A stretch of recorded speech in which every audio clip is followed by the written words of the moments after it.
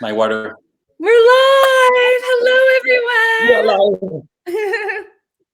Let's see if the people are. Let's see who's connecting. If that works. Grabbing my water. Welcome, everyone. We are here for our quantum coaching session. Virginie, are you going to tell us what quantum means? Yes, I just want to check that because we're a little before that it works on the YouTube channel. Yes.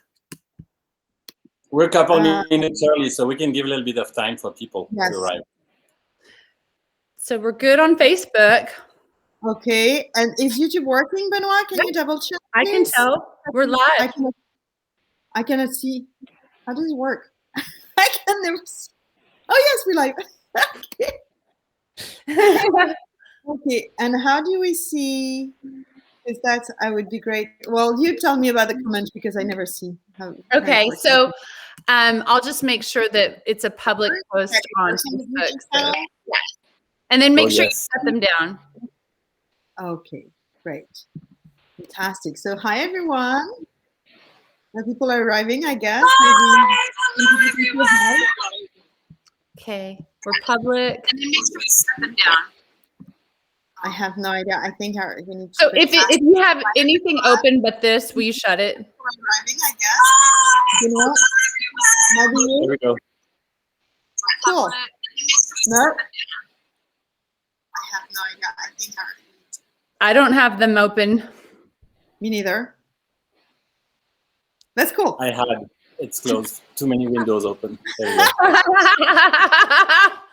Happy Thursday, everyone. We're so happy you're here. We're just thrilled that we're going to be able to connect with you and talk about the issues that are most important to you and the issues that are really currently facing a lot of the people we're interacting with. So I'll start the introductions. My name's Rainey Highley, and I'm from Sedona, Arizona, and I'm very happy to be here.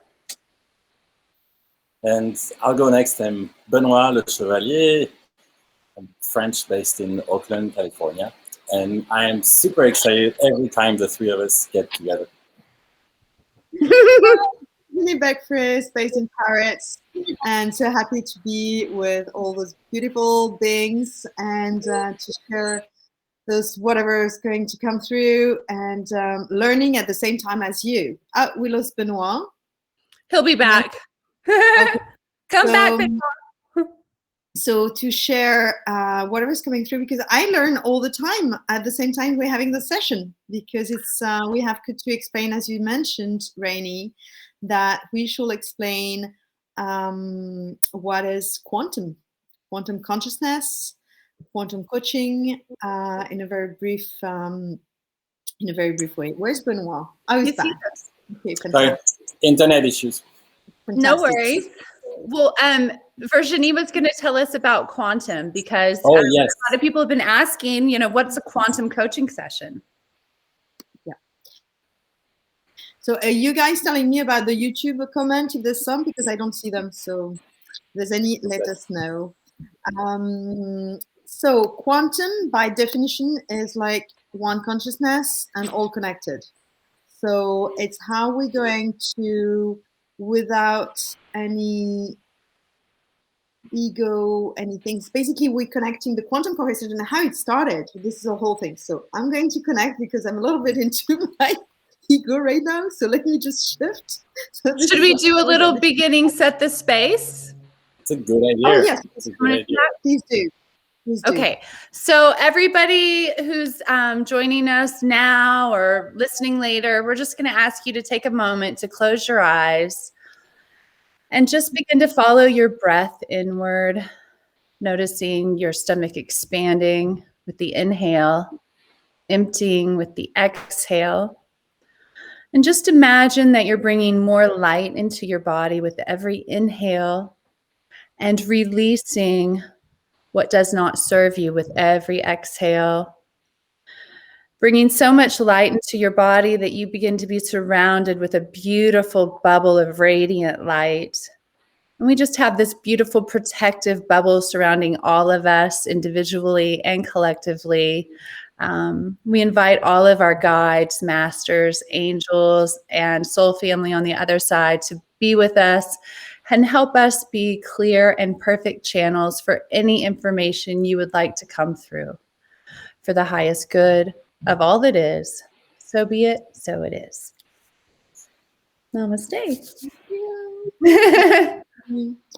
So let's go back to the explanation of how it all started, this quantum conversation. And it's about 1.5 years ago, I started, thinking, well, yeah, we should do like a conversation after an experience that I had with a friend of mine. So I was channeling and she was asking questions. And then it happened that after a while, we were so much connecting to each other that we were completely into hypnosis state. So it was just our higher self connecting with the higher self of the other. And that was just so cool because we were learning through the conversation because we had no idea of what question was coming through. And I was like, oh my God, I think we're having some quantum conversation. I've never heard that word before. So that was funny. And she was like, oh my God, I can feel the truth in there. Got it. And then I spoke to a friend of mine, and then I spoke to Benoit about it. And it's like, how does it work? So we started doing some healing work together with Benoit. And we all started. And then I met you, Rainey. And then we started, the three of us together, this quantum conversation. And we thought it was much more fun to do it live because we can interact with you guys. And this is so great. So we can answer your questions or anything, but we're learning at the same time as you because it's basically our higher self, which is one, but it's all. And that's going to answer maybe with different wording, but at the end it's the same essence because it's the collective consciousness that's going to come through and give you answers about how to free yourself and how to free each of us, because we can channel and get those guidance only with our level of consciousness. So if our level of consciousness is here, we might still be in some sort of ego or patterns of beliefs, but the discussion that we're going to learn are going to teach us how to, level up our level of consciousness. And that's what's really cool. It's at the same time we talk, we ask questions, we learn. We learn from one another, we learn together, and we grow together. And this is like really, really nice. So thank you, Benoit and Rainey, for being part of this journey. Thank you all for being here tonight with us. And let's see what are the first question. Do we have any questions yet? Or actually, Virginie, I wanted to just on the word quantum itself. I think you were explaining it when you were talking about our consciousness being a part of the whole consciousness, and that's the quantum part.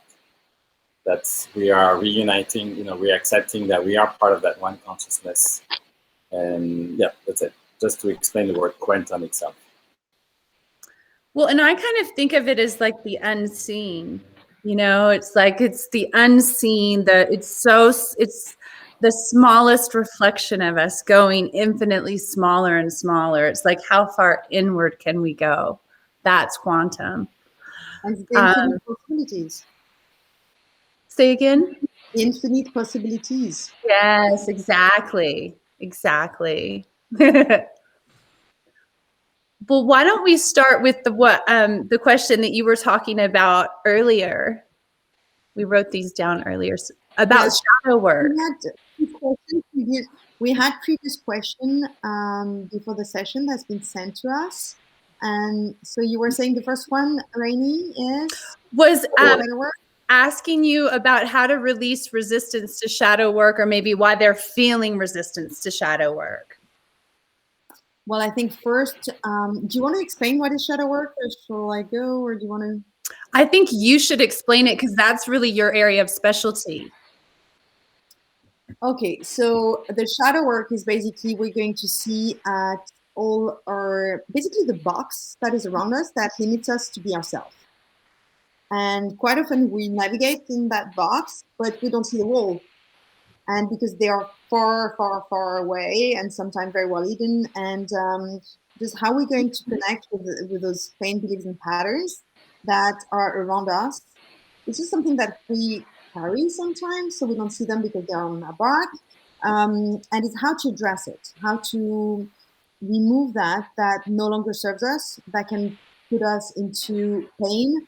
There's someone that said today that I heard said something very interesting, is you know that you are on your mission, on your sole purpose, soul journey, when you are challenged. And that's quite interesting into this shadow work explanation. And you know you are off your path when you are suffering. So when you are suffering, when you are in pain, that means that there's a belief behind that you can shift. And that's the shadow work. When you're in pain, you can address the shadow work. The pain, the body pain, or the mind pain, like sadness, anger, or any sort of pain, will be the manifestation of the shadow work that can be addressed. So some people ask, just to clarify, does shadow work mean that it's something hidden from your view? Or does it mean, is the shadow associated with something negative? Can I jump in? Mm-hmm. Because it's the way I like to approach shadow work as well, and same word, just talking about the origin of the shadow, which is the unresolved traumatic experiences, which happen early on in our life and throughout our entire life. And basically every time we don't resolve traumatic experience, we create a negative emotion. And that is what we carry, and what over time builds up in energy, in its presence in our being, and affects our beliefs and everything, beliefs, patterns. And the longer we wait, the bigger the shadow. So that's what. So it's unresolved trauma. The unresolved feelings related to trauma. Right. Yes, and there's something that's coming through is also that we have to be careful when we do the shadow work, because sometimes to remove some beliefs can create some new one that might not be a good one either. So it might need to be addressed afterwards again. It's just like a different shadow work, so might be might be more subtle also. And but the release, once we've done it, it's just like, oh, this is so cool. This is so amazing. And speaking, you were asking, Rainey, if I recall properly, about the resistance. The question was related to understanding shadow work and releasing resistance to it. So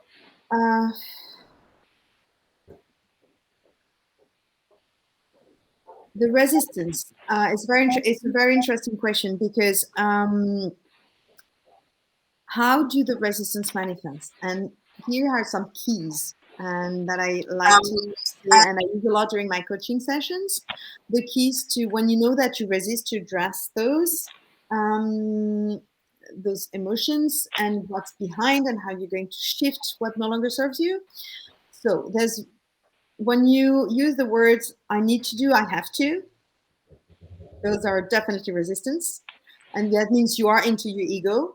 When you use the word "but," when you want to escape, when you want to smoke, when you want to when you want to drink a glass of wine, when it's not like drinking a glass of wine because you're conscious you're sharing a meal with some friends. That's completely different. But it's just like suddenly you have the thoughts coming of, okay, I don't want to address that. I want a glass of wine, or I want a cigarette, or I want to go and run, or I want to take my bicycle, or whatever. The escape thing is like a resistance. In English or in American, you would say yes, but. And in French, is no, but. That's that's hilarious. It's true. You agree, right, Rainey? Like, yeah, but the only difference is that in French, people say it all the time. You say, "Oh, the weather is so beautiful today." No, but. Really? Yes. You say no? Yes, they say no, but. Whatever you said, they said no, but. So those are typically, as long as you say but or no, you hear that the person's going to address, will tell you some sort of truth, but you're in denial of the truth, and you're like, oh, that's not me at all. So that means that's a resistance. It's something that you don't want to see, and it's tough. It is have to go and see your shadow to address those pains, those beliefs. It is not an easy stuff because this has been your comfort zone for so long. Well, I always have that vision of Lord of the Rings when Gandalf is like fighting the shadow dragon thing. I mean, is that what it feels like? You know, you're really having to like cut these away. I've never seen the Lord of the Rings, so Virginie. I can visualize the way you say it, so I can see it. But I mean, like on a different plane, I can see it. This is very interesting because I used a very similar trick when I wanted to let go of my monkey mind. So, but letting go of the monkey mind is not the same thing as working on the shadow work. Oh, wow. That's very interesting. I didn't know that. So the monkey mind is what's going to take you to different directions, to move you away from your path. The shadow work is what is on your path, all the different barriers that you need to jump or to remove or to destroy to follow your path. So it's two different things. Okay, so those are like, they're obstacles on your path that you need to either get over or remove. Yeah. Or be blocked by. The problem of, okay, what's coming through again?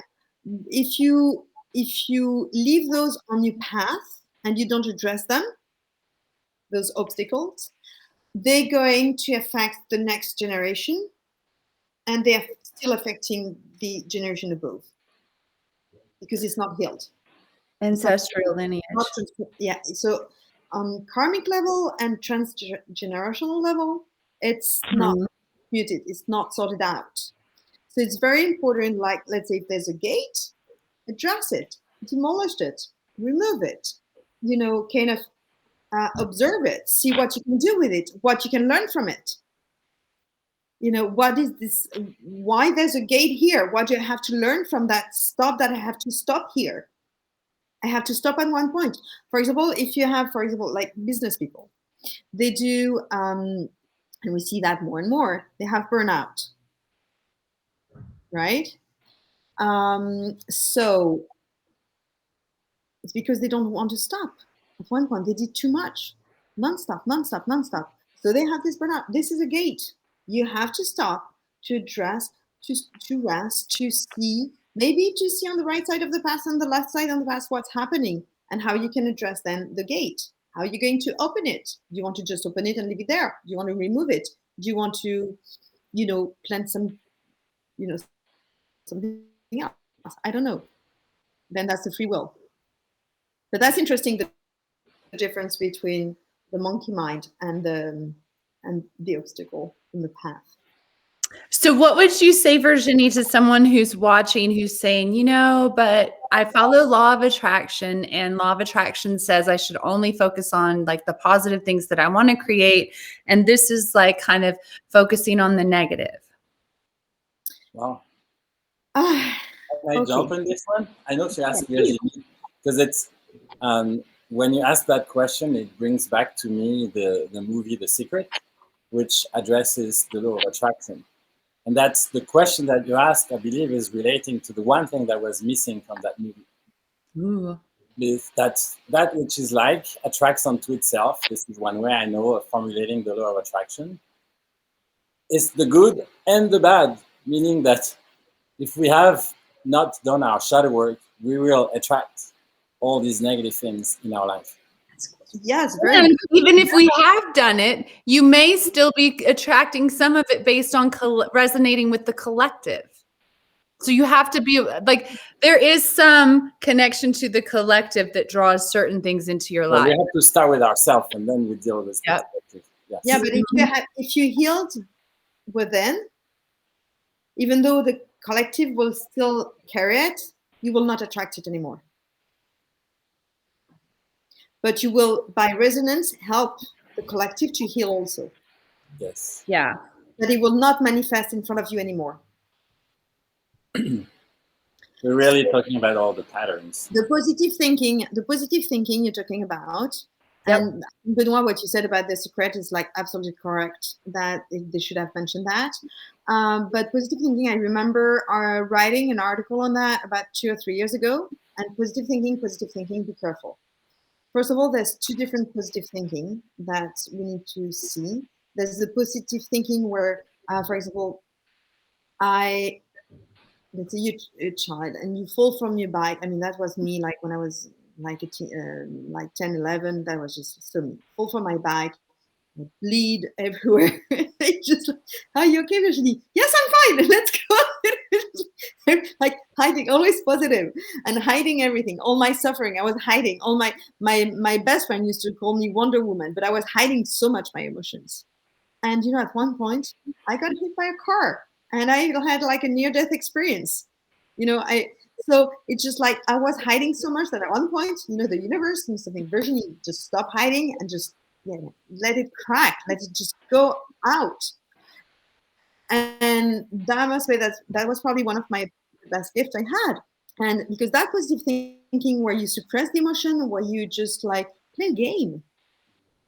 Because you're not you hurt. You are allowed to be hurt. You are allowed to cry. You are allowed to be in pain. Just surrender to that pain and say, okay, can you help me? Or just ask for help if you need help. And so that's one positive thinking that I think is not good for the path of anyone. Then you have the positive thinking, which is the energy. Let's say you go somewhere, and I take the example of Paris, where it's very difficult to park a car.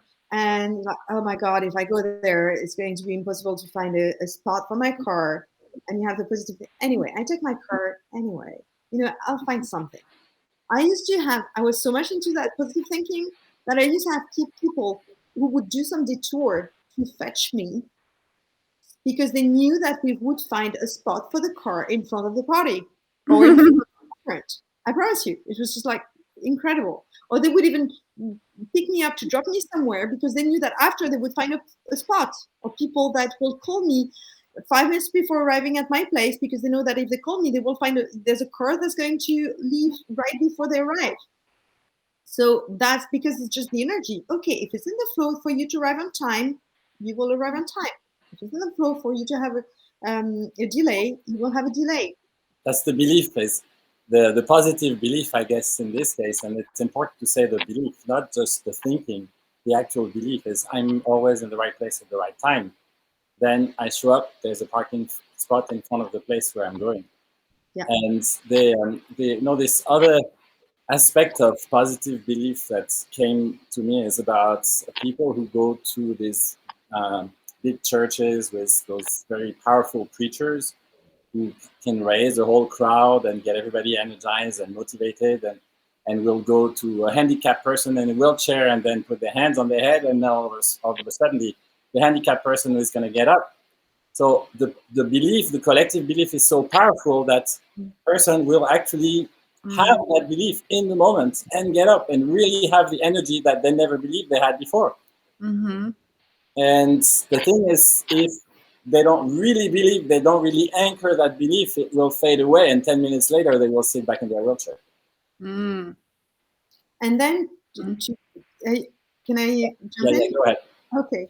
And Rainey, you were saying about also not addressing the negative thoughts.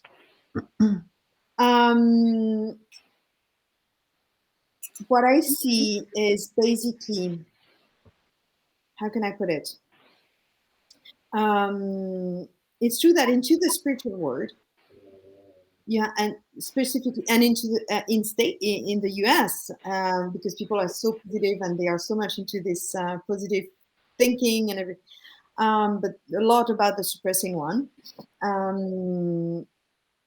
They don't want to address negative thoughts, right? Right. The way I see it and what I downloaded many times is in the spiritual world. For example, you've been taught, like for many years, that this method is the right one to heal, and this is the best one. because it worked for you for a moment. But the thing is, it worked during this moment where you had that level of consciousness. Maybe once you go up a level of consciousness, it doesn't work anymore. But the problem, it brings some spiritual ego, because you're going to still get attached to that belief that this is the best and only way to heal. So if we speak, for example, if you have been told that at that time you need to work on your positive thinking and that it's bad for you, which might be the case at one point in your life, to have negative thoughts, then you're going to believe forever or for a while that if you use negative thoughts, you're going to attract bad things. But mentioning, you cannot shift something. You cannot detach from something that you don't know you're attached to. So you cannot detach from a belief or a pain if you don't know you are attached to it. So how can you detach from something that you never mentioned? So then you want to observe it, but not judge it. Well, if you judge, you're in the ego by definition. So you're not into unconditional love. So you're not into 5D. You into this mundane terrestrial world. Well, I mean, that would be judging a positive versus a negative thought. Yes, but in 5D, you don't have positive, negative. It doesn't exist, like correct and correct, because everything, like Benoit was saying, everything is at the right place at the right time. So it's just things that's going to be there to help you, to acknowledge, to bring some awareness to the experience so you can shift. So maybe the people who are stuck on that need to consider that viewpoint might need to evolve as they continue into 5D. I think we're constantly evolving because we're not enlightened people. We're learning every day, right? And our frequency are moving up every day, a little bit by bit. If we do the work, if we stay into this state of trust and love, it's just moving every day. It's just constantly evolving. I mean, we're not enlightened people yet. And maybe we will never be. And that's okay. That's part of our soul mission. Everyone is there for a reason. So I reach that enlightened state when I meditate.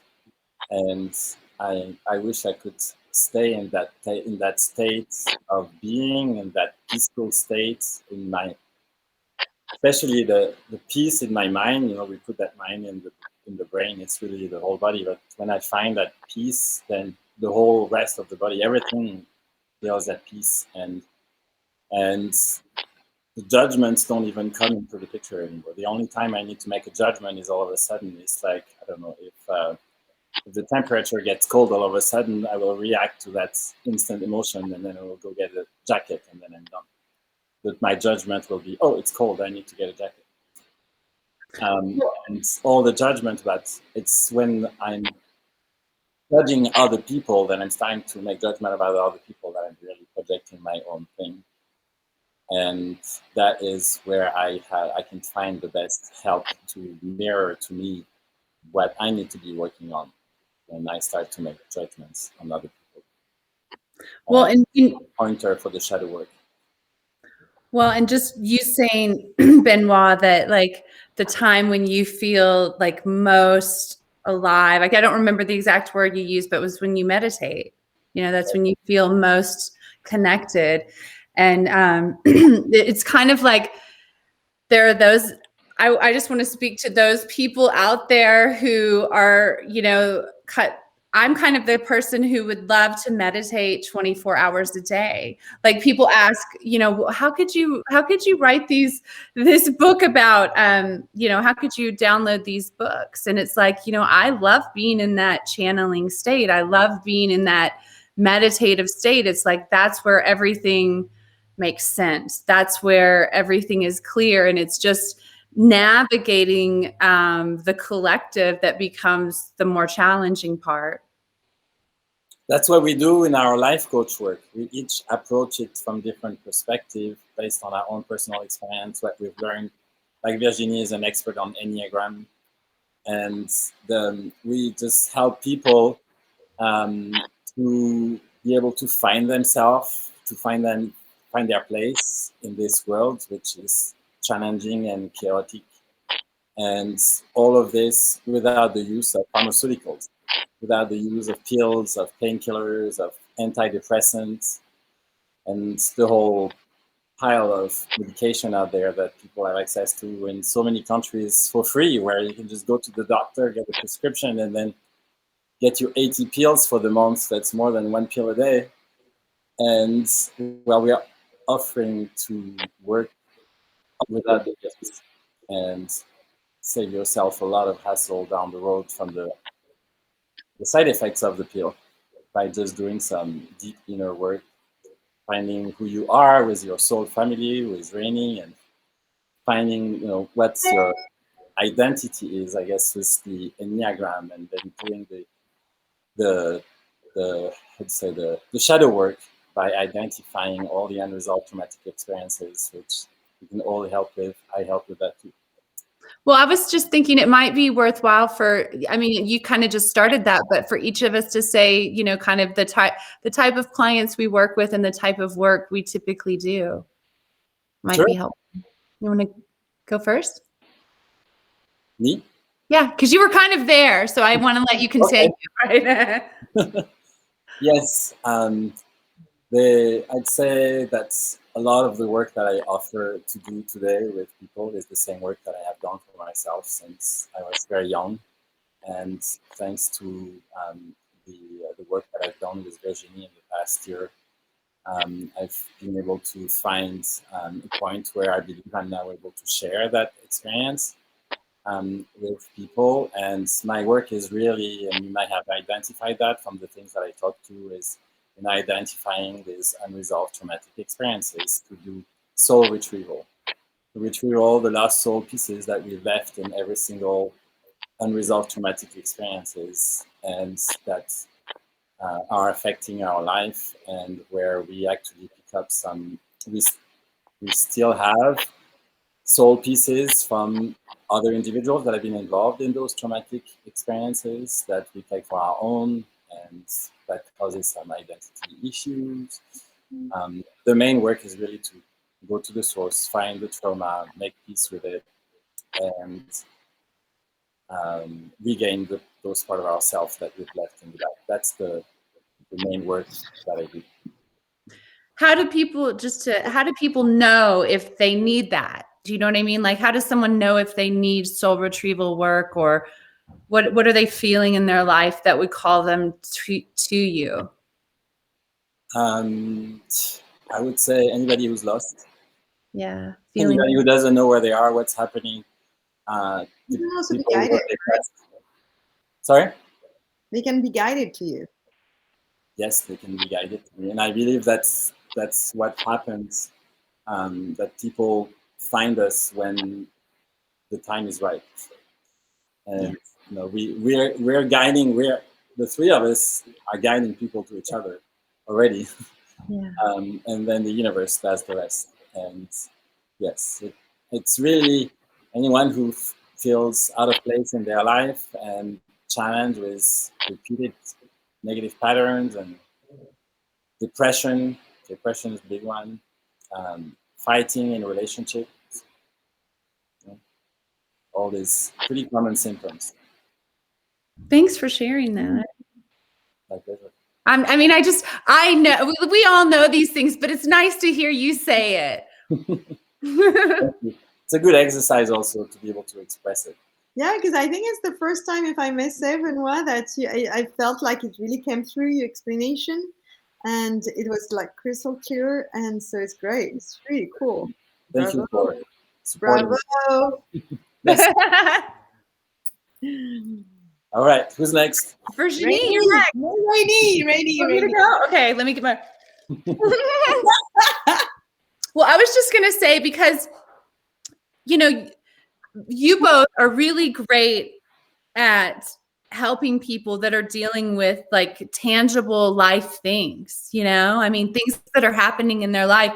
And I think mine are a little more, the people that I draw to me are a little, they usually come to me with a spiritual request. Like, Like, I want to live in alignment with my higher mission, you know, like I'm doing everything right in life and I have everything I want, but something's missing because I'm not on my soul mission. So people come to me, they're typically, many of my clients are communicators who work with councils. Like, most of my clients have a council that they talk to regularly. And so what I do is I help people understand that relationship to their group on the other side and help them develop techniques to shed societal programming, shed belief systems so that they can access and connect and nourish that channel. And then allow that source connection to be their guide in their life.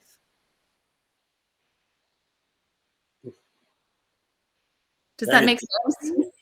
Yeah, and also I think you can say about Rainey, I think you could say about you, Soul Family, the book, the last release. Yeah, oh, you're so sweet. Yes. And so I am an author and I have 7 books that I've published. And my most recent one is called Soul Family, Discover Your Authentic Soul Tribe. And it was released on a master number 1111 of last year. And it has a link which you guys can get to, anybody watching this can get to findmysoultribe.com. And it's just like a 15-minute quiz that helps you connect with what your potential soul mission may be. And that's connecting with a specific soul tribe. And you will have the results emailed to you. And it's just kind of a fun thing to play with, and something that I work with a lot of my clients on is just determining who their soul family is, who their tribe is, like how does that relate to their mission, and kind of woo-woo stuff like that. But you know, that's my area. Let's say woo-woo because they not everybody's accepted the reincarnation concept, that our soul is eternal, always has been, always is, and always will be. Where we come from is why not everybody's ready to receive that message, because they believe that nothing will happen when they leave this body. That to me just blows my mind. Like, it's so hard for me to grasp that people really believe that, just because, you know, when you have that connection, you know for a fact. It's like there's no one who could tell me that doesn't exist, because I know it deep, deep, deep, right? But and we know we're just here to live an experience on Earth. You know, it's just one experience out of many. Yeah, exactly. So. All right, Virginie. Virginie. You know how much I love that. You're addressing one of my resistance. Perfect. Oh, God. It's life therapy. All right. Well, long story short, I guess I find a couple of years my mission here is to guide people to find the true self. That's to make it short. And then it took me a couple of years, I guess, before I could actually embody that mission fully and start a wish link and start the coaching people through different and numerous training. And I tend to start with the Enneagram to help you find your personality type, which allows you to find your essence, and also the limit you put to yourself, to the limit you put, well, basically to show the box you're in. And then after that, I would use the Enneagram sporadically through the coaching session. But the idea is for me not to do the work. I'm not the magic wand. I had some people who came to me, and they thought that with 1 or 2 sessions, you know, I would be a magic wand. I just give keys, and all my sessions, I just channel what's going through by connecting with a person, and whether it's one-to-one or as a collective, and see what is the best for the person that I'm coaching or the collective that I'm coaching. By using a different tool. I kind of never know what kind of tool I'm going to use. I work a lot on beliefs because it's actually quite easy when you start doing the shadow work. The keys are the same, so you can use it. Everybody can use it at their own pace, and that's what is great. Is is once you know the trick and the keys, you just reproduce the keys. I mean, then you choose whether you want to open the door or not, whether you want to go to the unknown. And a big thing that I do is through this channeling, I also put light to different prism and different way of seeing things and observing life, observing the experience. And the shift are kind of, I had a beautiful gift today with a new client. She was like really impressed by the first session, and she was like, I've been seeing different people for like 10 years, and she was really, really happy. She was like, no one never spoke to me like that, and we need more people like you in Paris. And that was like such a beautiful gift.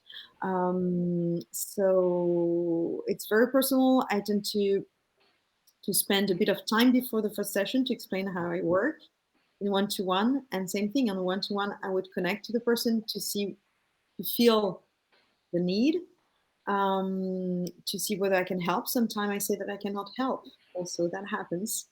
And as a collective, if I do teamwork, I will also connect to the team energy, to the frequency of the team.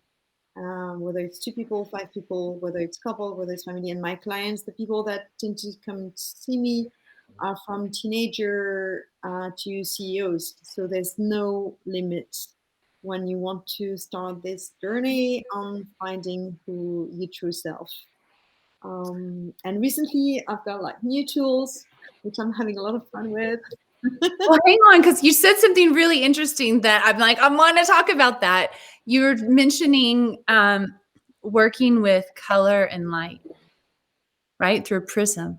Did you say that? Through that to me is so fascinating and so powerful. And that was something that was really strong when I downloaded the water code, is like, it's so important to really visualize yourself like saturated in certain colors, like to really become one with the color and allow the healing of the color. What I say with the prism, it's not only the color, it's like really like 360. It's like a whole. That's why I call quantum coaching, because it's really like the entire spectrum. It's not just prism, and it's allowing to feel like, for example, you know what kind of color you're going to wear. That could be tips to cheer up someone, to raise their frequency, because depending on the color you're wearing, your frequency are going to move. Yep. What kind of color, that's one thing, but the frequency of the food you're going to eat, the people frequency of the people you're going to interact with, allowing also to shift some why certain people. For example, I had a few people ask me to this week. That was like a recurring question about separation.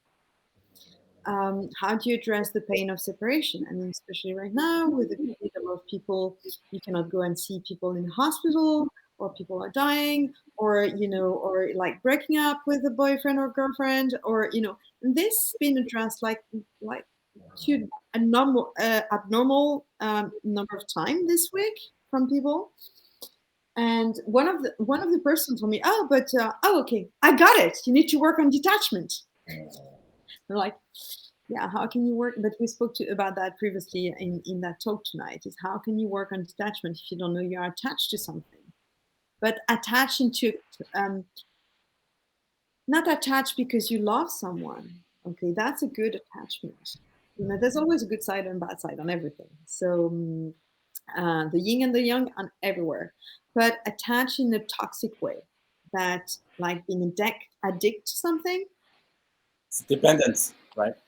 Yes, but you cannot detach from dependence, from being addicted to something, if you don't see that addiction.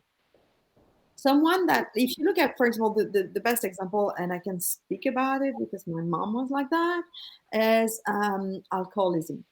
Okay, and she's still actually, but she always was in denial of this pathology. So you cannot detach and go and do in denial about being alcoholic. Yes.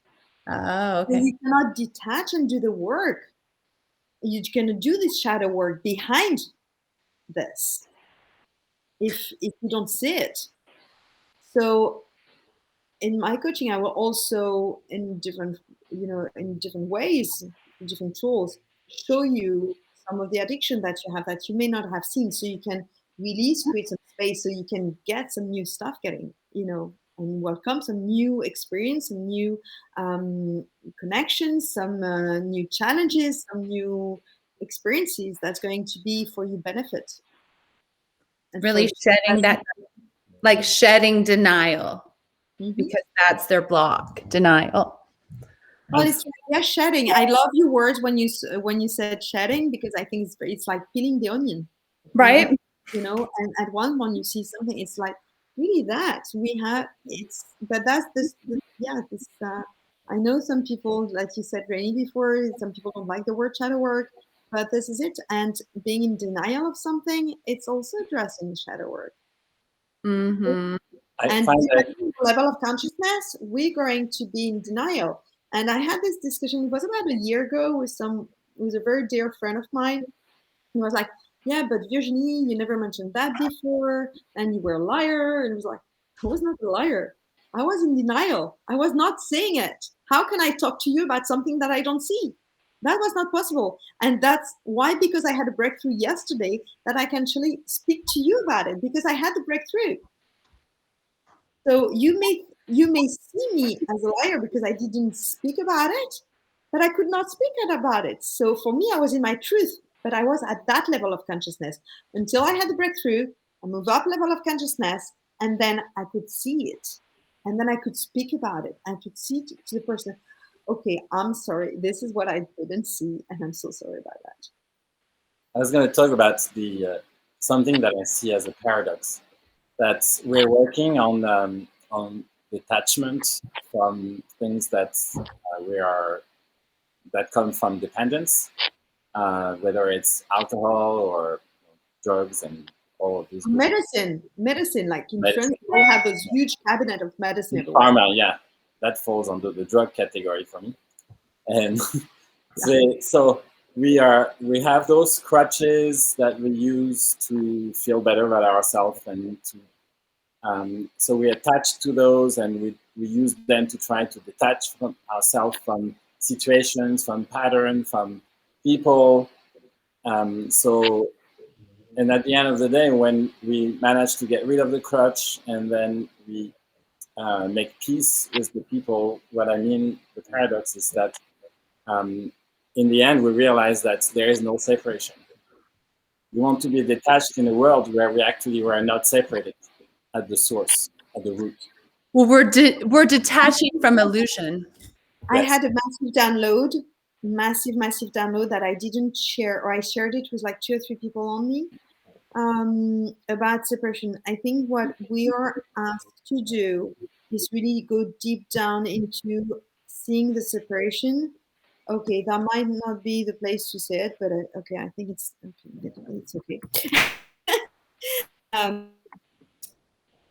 With what's going on with the V and with the C and with all this, we might come to a point where we're going to reach this separation with 2 different teams, one for the V, one against the V. And at that point, we're going to really see the separation that will end up the duality. But if we don't see that, we cannot end up the duality and the illusion of separation, because the separation is just an illusion. So I downloaded that like a couple of days ago, I guess. Benoit, you may recall, because I think I spoke to you about it.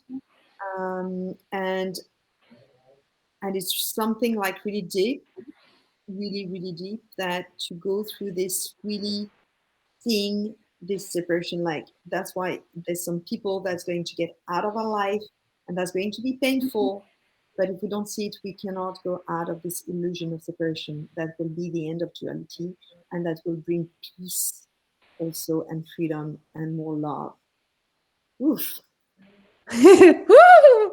Hey, we got a comment from Rodney Dodson, who says, exactly, teach people to replace toxic narcotics with natural medicine. That's my life. Rodney does, I know you do doTERRA oils, and he teaches all sorts of natural stuff. I think you're a yoga instructor, and you can tell us more about what you do, but it's so true. It's like, we're going to these man-made things that really do nothing but separate us even more or disconnect us even more, and connecting to real natural things like nature. Well, natural medicine have been around forever, since actually they were present before even humans arrived, just waiting for us to figure out how to use them. And then there's been an effort, and we don't need to go into all these things that people will call conspiracy and all. But why those big pharma create medication through chemical processes that intend to reproduce natural processes that the body already does, but by not just treating symptoms and never going to the source of the problem. Anyway, it's so there is all this natural medicine that's available out there, and I'm so happy that there's people like to help. And the food and many other things, the way we breathe, the way we act, the way we think, like the verbs, the word we are saying, they have so much power, and they have frequency. Like everything has frequency. This is something that I've been working on, and that's kind of my new tool. It's observing the frequency of words, places, people, food, and all those kind of things, and how it's going to even like work. Like you choose to your work, what is the frequency towards yours? Is it going to pull you down, or is it going to lift you up? So that's actually very interesting to look at. And there's many websites where you can look at the food is very easy. So you can definitely look at website for the frequency of food. You will see that raw food is a much higher frequency, like some nuts, but some others nuts are not. And then you've got more things like, for example, in what kind of state of mind was the person that picked the strawberries? Exactly. Exactly. The strawberry you're going to eat, they're going to have a low frequency. But the good thing is, with your own frequency, you can restore the original frequency of the food. So you can see some people, I do it sometime when I feel like there's something or murky, that I would put my hand on my plate and ask to restore the original frequency and to mute the food to the frequency that is good for my body. So I do it more when I'm abroad, when I have more time, or when on holiday. But well, I think it's always important to bless our food, to bless our water, to bless everything that we ingest into our body, and just assume that, whatever its frequency is, our blessing is going to improve that frequency, which I think is true. That's step one, right? And then Rodney says, exactly. I need to have mine. You said, but Rodney says, thank you so much for spreading the truth. He agrees disconnecting from nature has been a big part of the problem. And I'll just quickly say, if you've read my book, The Water Code, it talks about the 13 chakra system, just visual, the 13 chakra system. And it talks about the lower 4 chakras have been like erased from our studies of the chakra system. We only come down to the root, and there are 4 chakras below that. There's a grounding core, there's an altar chakra, there's a boundary chakra, a base chakra. So reconnect, and they're all associated with metals of the earth: bronze, copper, silver, gold. And so it's like reconnecting with those metals of the earth and remembering those chakras and take time to energize the lower chakras makes a huge difference in our lives, because that's part of the reason. I'll just give a quick example. My flowers didn't have water for 2 months in the winter, and they freaked out, and they were like, we're dying. And they all grew all of these like sprouts coming out, going to other things in the yard, trying to get water from them, like going to other plants, other flowers, everything. So there's all of these roots everywhere. And it's like, wait a second, remember that we're connected to source. We don't need to go and take it from anyone else. We are purely connected. Well, the next one is a very good example to show the quantum system, because they all connect. Fantastic. It's a great, but the universe for me, is the most amazing book on earth, because you have all the answers if you're ready to open up and to read, and to see and to feel. So yeah, very much aligned with that. And yeah. Well, yeah, but I mean, just to finish the analogy, it's like, we're walking around like cut off, trying to get energy from everyone else instead of just re-energizing those lower chakras. And then we won't have to link on to everyone else and try. That's why there's so many energy vampires, is everyone's disconnected. Apparently, not in reality. You were talking about the metal, and something came up to me is the recall of when we're a kid in France and UK. That's my culture. So it was drinking into a silver cup, drinking water in a silver cup, because that was clean. In India, when I went to India, that was drinking into copper. So, yes. And it's true that I would strongly advise, guys, don't leave you silverware in a drawer. Use it every day. Stop, using that just for like fancy dinner. Who cares about the fancy dinner? Just have fancy dinner every day. Well, French people have a lot of silverware. I don't know if people in America. I use it every day. It's just use it every day. The Louvre. I mean, Paris, you guys, the Louvre is like those statues that are all crafted out of bronze, that are like of the Greek, everything. I'm like, there's so much energy contained within that metal. That yes, but the Louvre is like energy. It's kind of, but it holds the Ready?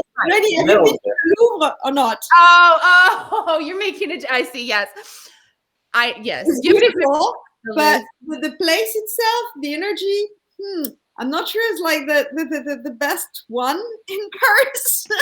But there's some stories that need to be told in those medals. I spent 2 days in one section of the Louvre with my journal, just writing, because I was having total downloads, and I was around all of the bronze. I'm just going to say those metals are powerful. They're such conductors of energy. It is no coincidence that those important statues were carved in bronze. And baby shoes, they put them in bronze. Do you guys do that in Paris or in France? Like you preserve your baby shoes, your little children's shoes in bronze? I haven't done it, but I was in UK at that time, so I don't know. I was in London then, so I have no idea. But anyway, it makes you want to wear medals, Remember to wear your medals. Yes. Well, I have this copper bracelet that I'm carrying on me, which is lined with plated with silver on the inside. Let us see. Well, I don't have it with me. I would have to go away. But this was a gift from my friend Mountain Eagle, who is from Paiute Washoe tribe, from the Great Basin of California and Nevada. He gifted it to me as a symbol of the work that I'm doing on integrity. And this was a gift on integrity? On integrity, yes. It was gifted to him by the chief of the Navajo, who makes those bracelets. Wow. And I've been wearing should I wear it because we're talking about this, but I do wear this to be grounded, to stay connected to the earth, exactly. In those chakras that goes below the roots. What work are you doing with integrity? Do you want to share? Integrity is, that would be the summary of all the work that I really do with helping people. I help people be themselves, their true self. That's really regaining our true identity. We're all helping people find out, you're helping people find out who they are. And in a way, I guess I help people make peace with who they are and operate as their true self. And I had to go through that work myself, and made big lessons of humility. big lessons of humility, and also I had to accept to be vulnerable, to make myself vulnerable. And Virginie is helping me a lot with that. But I think why we connected, the three of us, also is because we have this common purpose into helping and guiding people to be authentic and to find their true self, to find their essence, to find their purpose in life, and to be happy and to be into this unconditional love, to trust themselves. I mean, all those different things that we work on every day, not only on ourselves, but with each other. We do work every day on that. And when we connected, it was just like such an evidence to just do that together. And just like flow. The minute we decided, like, I think it was like 3 days later, we started our first quantum conversation. So it's just like, it was with the flow. So I think this soul mission that we have in common, and that speaks for us, and some other people have other soul missions. So yes, ours is about it's like shedding everything that's not authentic and just allowing the sovereign self to emerge, being in integrity with that. And of course, of divine service. Thank you so much, Beth. We appreciate your comment. Yes, those are her soul core words: integrity, sovereignty, divine service. Yeah, sovereignty is a word that it's sometimes quite hard to use in France, because I mean, you in Sedona, Rainey, Benoit in San Francisco. So the spiritual word is much more. People are much more aware of it and much more open to it. In France, there's still a lot of resistance to that. Like, okay, you know, with your drum and inside the living room with the fireplace. Yeah, phones and whatever. But it's true that this is a word that I started using more and more in France, in Paris, and sometimes I can even feel my own resistance to use it. But I spoke to someone yesterday about it, saying that we need the woman and the feminine and masculine to find the sovereignty. And for the woman to be the how do you say Benoit in English? La déesse, la goddess. Yeah, sorry, thanks. So the woman needs to be the goddess again, so the man can be the king again. And because with all this hashtag Me Too and all this feminine movements and everything, sometimes it's hard. And some women are very feminine on the outside, but they're so masculine on the inside, and vice versa. Is how can you align that together? How can you align your soul and your body also to be the feminine as much as you need to be the goddess and the king? And to allow, and funny enough, we have to work on the feminine side on men and women. So the yin in on men and women, and same thing on the other side. So for some women, I have to teach them to put some more yin into them. That's why also I became a yin yoga teacher at the same time, because I had so much yang. I was so feminine on the outside. I was so masculine on the inside. Yeah, let's do it all. I can do everything. I'm in control of everything, and then when I started to let go of the control, I was like, oh, this is pretty cool. So I was the opposite. I was like introverted writing. I was the yin person writing my books, and I'm like, I need some yang. I need some yang. And so I became a hot yoga instructor. I was like, I need more of that masculine. It's true. Oh my God, I did. So cool. Yeah, in Texas, it's yin and yang. Yeah, but I didn't realize that it's true. We had the opposite tree. I know. No, I just jumping to say I'm not a yoga instructor. I've been practicing. Actually, I learned yoga from my body. I just gonna throw that in that for anyone who wants to do some real work on themselves, it's good to start with yoga for discipline.